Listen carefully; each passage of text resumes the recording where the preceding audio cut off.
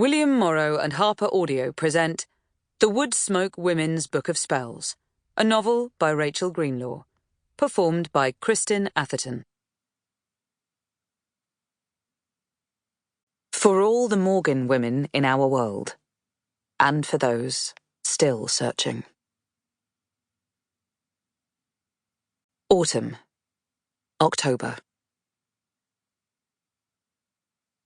Chapter 1. Carrie.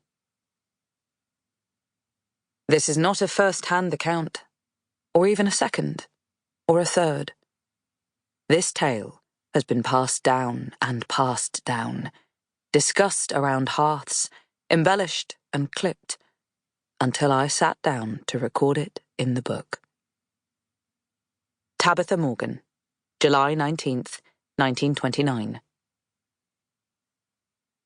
I clutch the keys between my fingers.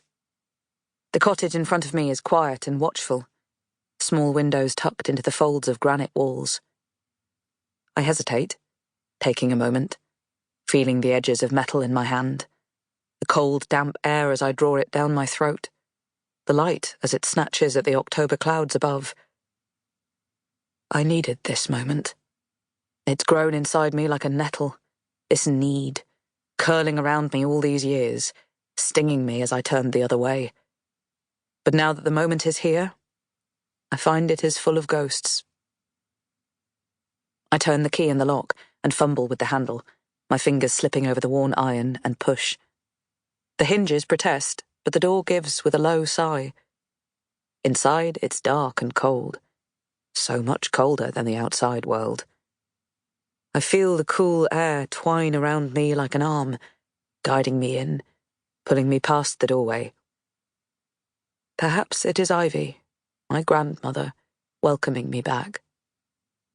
I let my eyes adjust, finding the wide flagstones, the crooked staircase, and I step over the threshold. My boots clatter on the floor, echoing down the hallway as I move past the staircase. I run a hand over the wood, feel the smooth varnish, then the rough patches where time has worn it away.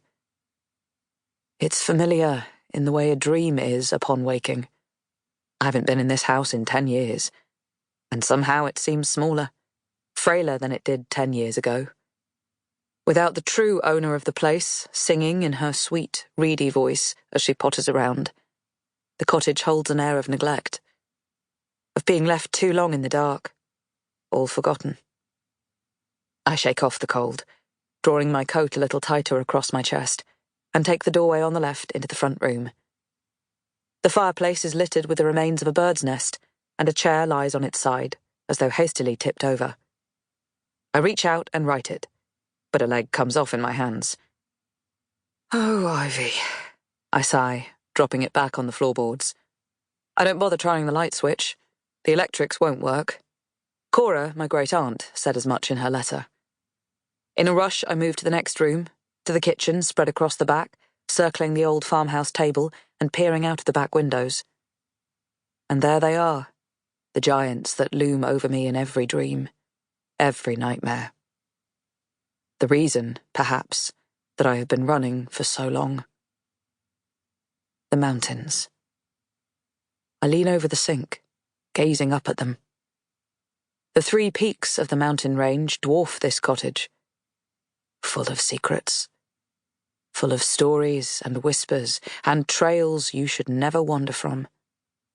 Even now I can hear Cora's warnings, Ivy's old tales, the whisperings of the school playground, passed down and passed down. I dig my fingers into the ceramic edges of the sink and feel the first stirring of something. Something that perhaps I no longer want to run from. Home. I push away from the sink and cross back into the hallway. Then I climb the staircase, hoping with every tread that my boots don't crash straight through. The rooms upstairs are just as I remember. Peeling wallpaper, bare floorboards, the kind of rooms that hold so many memories, pressed like words into their walls. I trace the shape of a yellow flower on the wallpaper, and it bubbles up underneath my fingernail. Then I check the doorframe, feeling the notches, marking our heights as we grew into ourselves. Sample complete. Ready to continue?